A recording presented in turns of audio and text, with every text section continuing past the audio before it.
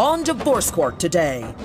Married for just 6 months, Shawnacia says her husband Greg lies about everything, including his father's death. She says he is a pathological liar and has the list to prove her point. Shawnacia Hill and Greg Hill have brought their dispute for Judge Lynn Toler to resolve. Testimony in divorce court starts now. Mr. and Mrs. Hill, it's been 6 months. So you're married and you're here already. It's a little worrisome. You have asked for things, some money from Mr. Hill as you go, but I want to know how you got here so quickly. What happened in 6 months that makes you believe this marriage will not survive? Because I believe that he is a pathological liar. That's what I believe. Why do you think he's a pathological liar? Well, because the first one I would say is he told me his father had passed, so he was sad, he was crying, and at the time I was his girlfriend, and I was trying to be there for him. He's sad at this time. My mother's telling me, he's sad, be there for him, whatever the case may be. Fast forward to a year later, I'm at a family event, and his father's name gets mentioned. So I said, I'm sorry about the loss, and everybody's looking at me like I'm the crazy one. Now I'm standing there trying to persuade them that he's gone. And they're like, what are you talking about? I'm like, his father passed away a year ago, cancer, telling them everything. And they're just like, what are you talking about? Where are you getting this story from? I'm like, Greg told me that, and that's what she said. His mother said, he didn't die, he's alive, he's living. Greg talks to him all the time. I was confused, and I felt stupid. Mr. Hill, did you tell her that your father died when in fact he did not? Yes, I previously told her that my father had passed away, but that wasn't my real father. That was like he was basically raised me when I was younger. So I really didn't have a really good relationship with my father when I was younger, so he came in my life at a young age, so I kind of took it hard. It really devastated me at a prior time, so that's the only person I really knew that was close to me. It seems like that would be something she would have understood, that he really wasn't your... You did tell her something that wasn't true, correct? Yeah, that's correct. For what purpose? At the time, I felt like that was my actual father, because I really didn't know my real father like that. But why wouldn't you make that clear to her? Why the need to make her believe it was your real biological father? What was the point of that? I mean, honestly, I'm gonna be honest, it really wasn't no point on it. It's just how I felt. Like, I felt like that was my father. Like, I felt like that was my real biological father. But he really did die of cancer? Yeah. No. Nobody died? No. I asked his mother, I said, well, is there a person in that was in a boyfriend you had that was in his life as a father figure? Did he die? No. Ain't nobody died. Well, tell me some other things that he's told you that you later found weren't quite true. Okay, I went to work, and I was a little tired of him, so I'm like, after work, I'm not coming straight home, I'm going to go to a friend's house. So I could tell he didn't want me to go, but I went. He kept calling me, I didn't feel like answering. When I finally did look at my phone, it's like 30, 40 missed calls. I see some from him, some from my mother, so I called my mother first. She cursing me out. What are you doing? You want to be hanging out with your friends? So I'm scared. I'm like, what happened? She's like, Greg called me and told me my daughter, she's in the hospital. Why are you not there? So my mother's thinking something happened to me because he made it seem like I was on my way and never got there. So I called him. I'm like, what happened? What happened? I'm coming straight home. So when I get home, my daughter playing. Fine. She's fine. Fine. She don't look like she had a fever. She don't look like somebody that's sick. She jumping around. She's acting herself. So I said, what happened when you went to the emergency room? What happened? Nothing. Did they give her any Tylenol or anything? No. Okay, well, where's the wristband? They give you a wristband when you check into the emergency. Oh, they didn't give us that. So basically, he told you he took your daughter to the emergency room, and he did. I think he did that just to get me home, to try to get me home. But don't use my Mr. child Hill, as a pawn. what happened with the fake trip to the emergency room? Let me tell you what happened. I'm being honest with you. I was watching her daughter. You keep saying that, and it's yet to happen. So go ahead. I was watching her daughter. She had to go to work. And she told me that, I'm at work, whatever the case might be. But my problem is that I didn't know she was going to her friend's house prior to do whatever she was doing, chilling with her friend or whatever she called it. And her daughter didn't feel good prior to. Like, she already didn't feel good. So she was kind of throwing up. She was a little sick. She was, like, congested. So I rushed her to the hospital because she was previously already sick. So I took her to the hospital just to see what was going on with her and whatnot. And they told me that she had a little cough, and it wasn't nothing severe. But my problem is, why are you not there? Why are you at your friend's house and you got a situation with How your much daughter? was the bill from the emergency room? The bill, I used Medicaid. We ain't You didn't had get no any bill at all? No, I ain't paid the bill. We ain't had no Medicaid. What are you talking about, Medicaid? Medicaid. You lying to me right now. No, you go to the emergency room, I don't care what kind of coverage you back. At some point, you see an alarming bill. And some people, a third party pays it, this, that, and the other thing, but you see something. You're lying. I understand you have a list of the lies that he's told. Yes. Can I see it? Yes. Now, Mr. Hill, lied about your father dying, lied about how much money you make, lied and said your mother said, I'm going to get back with my ex, lies about how much money he has in the bank account, lied about his father having a large sum of money, lied about a girl he dated saying it was a family member, lied about paying my mother rent, you lied about his taxes. Your lies have no purpose other than you just lie. Does that frighten you at all? No, I don't feel frightened.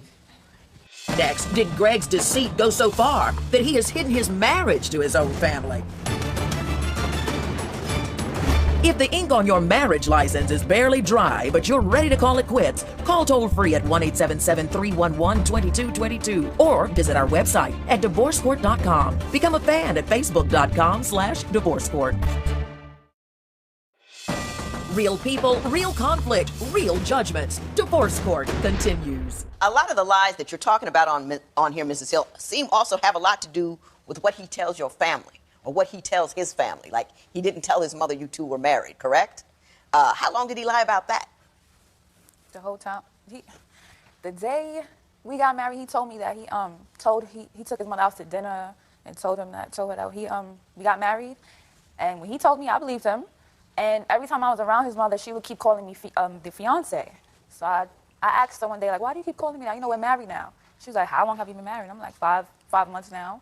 And did you lie to your mother by omission, by not telling you were married, and then lie to your wife by telling her that you told your mother you were married when in fact you did not? No, I did take my mother out. I did tell her that, but previous relationships in my past, she really didn't kind of believe that I was actually married. I told her a couple times I did get married. She was mad, pissed off. You mean to tell me your mother, the woman that gave birth to you, who raised you, who's known all your life, you went out, you sat her down, took her to dinner, told her something as serious as you were married, and she didn't believe you? No. You know what that says?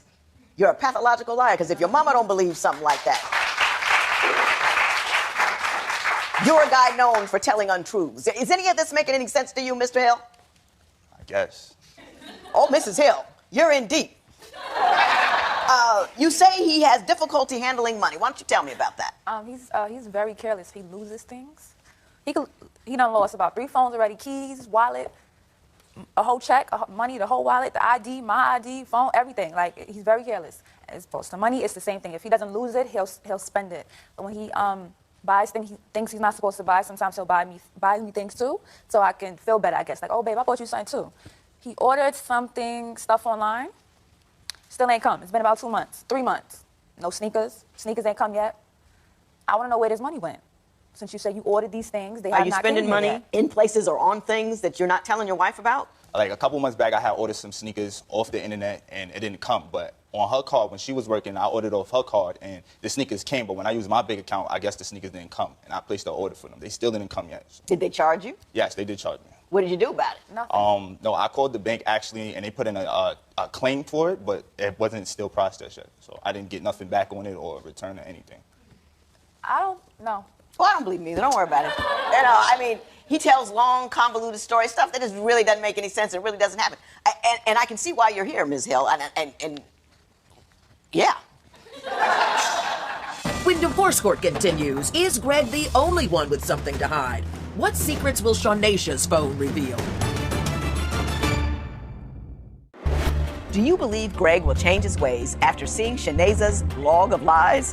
Call 1-800-282-1991 to vote now and see if America agrees with your opinion. You'll also receive some valuable offers. Call now. If you would like your case heard on Divorce Court, call us toll-free at 1-877-311-2222 or log on to our website at divorcecourt.com and join the conversation on Twitter at Divorce Court. Divorce Court continues. Mr. Hill, I'm going to quit picking on you for a minute, and I know you're glad about that. I'm going to move on to what you say about Mrs. Hill. You say that she is dishonest when she talks about who she is texting. Yeah. Why don't you tell me what your concerns are with respect to who she's texting and what she's saying? I'm gonna be honest with you. Like, I went through her phone. I'm trying to tell you what happened. Like, I went through her phone previously, and she said that, all right, I don't text boys like that. I don't talk to them frequently. I have male friends. Okay, everybody has male friends. I was kind of being, curious. I went through her inbox, and I saw a guy send his private, part to her. And I seen her ex-boyfriend text her talking about, I want to hear your voice. And then it's another guy she had sex with. And I said, don't text him or inbox him no more. She still hit him up consistently 3 times. A guy that you knew she had sex with? Yes. After you two were together? Yes. Ms. Hill, was there such a person? That was before we were together, but yeah. Okay, I Did he ask you not to talk to him again? Yes, he did. And you continued to talk to him? I said hi. That's it. Did you get a picture of some guy's situation on the phone? Yes, I did. Now, who sent you a picture of that? It's a guy that I know around the neighborhood. He sent me the picture. It was very randomly, and what he's not telling you is that I put him in his place, and that was the end of the conversation. He's Did not she going to check say it? that. I didn't see that part. I just seen the picture. I don't know if she checked him or not. I did. You know, Mr. Hill, there was a time I would have said to her, no man just sends you a picture of his nether regions on a humble. But I've been in this chair long enough to know people actually do that. Freak me out. I can't call her out on that, but I can call her out on you got a boyfriend, an ex-boyfriend, he keeps hitting you up, you ignore him or you check him, you don't say hi. That's an invitation. He's looking for a response. He's looking for some kind of acknowledgement. You don't say hi, you just ignore him, you block his number, or you say, I don't want to talk to you, don't text me or don't call me or don't inbox me or whatever you folks do these days. You got that? Yes. Because that's a solid thing. You marry somebody, you put a real tight box around it. I mean, especially if it's somebody, that you say you're not getting enough sex, Mr. Hill. Oh, God. I'm gonna be honest with you. Like that's how I started. That's how I started out. I feel like in our relationship, in the beginning, it was hot, steamy. We used to have sex all the time. But now it's like I basically maybe get sex probably like one time out the week. I mean, she work, I work. We both got a job, and I understand she has a child. I understand that, but How young? she's only two. Yeah. So. And she works full time? No, she works part She time. works part time? Yes. Mrs. Hill, you coming in light on the loving? I am. And why would that be? It's not purposely, but I feel like we're going on 2 years. He should know what turns me on, what I like, what I don't like. What I don't like, he's on me constantly. He's on my back. Like, he's on me. Well, so when it's the I time, I don't want you on me, right? I want to lay in the bed. So if he modified his approach a little bit, would you be more willing? Yes, and I tell him this all the time. Give me some space. Let me come to you. Mr. Hill. Honestly. All right, honestly, I got a high sexual, with me, it's like, I like having sex. So it's like, now that we married and everything, it's like, I try to give my all to her, like, sexual-wise. Like, I always want to do something spicy, turn it up, keep it constantly flowing keep in it the bed, new. Yeah, keep it and fresh. it's like, I never had my chance to do that because she always tired, I'm tired, this. Now, I don't want to hear that all the time. Like, sometimes, like, Yeah, just hey, get in the game with me a little bit. I got you. Yeah. I got you. I understand. Yeah. Judge Lynn Toler's ruling next. Divorce Court. Judge Lynn Toler's ruling right now. Mr. Hill, Yes. the only time I asked you a question and you didn't say to be honest is when you were talking about sex. And I know what you were saying about the sex is true. Mr. Hill, you're losing your wife. It's hard to live with a man you can't believe anything from. Nothing. You calling about a kid sick in a hospital didn't really go. That tears a woman's, any parent's heart out. You can't lie about that. You lie about grand things, about people dying of cancer and not telling your mother that you're married. Or if you did tell her you were married, she didn't believe you. You've got a deep problem there, a deep and desperate problem that you need to acknowledge and do something about, because that's why she's leaving. I think she loves you. I think you're probably a good guy. I think you've gotten stuck. You got a really tangential hold on reality. Whatever is what you need is what you imagine is happening, and you just fantasize about it and you stay there. Even when you're telling me, when you know you've been caught in a lie, you still conjure up more and more and more, as if you say enough convoluted things that somehow you'll lose people along the way and they won't realize that you're really taking them down the garden path. It doesn't work, and it's killing your wife.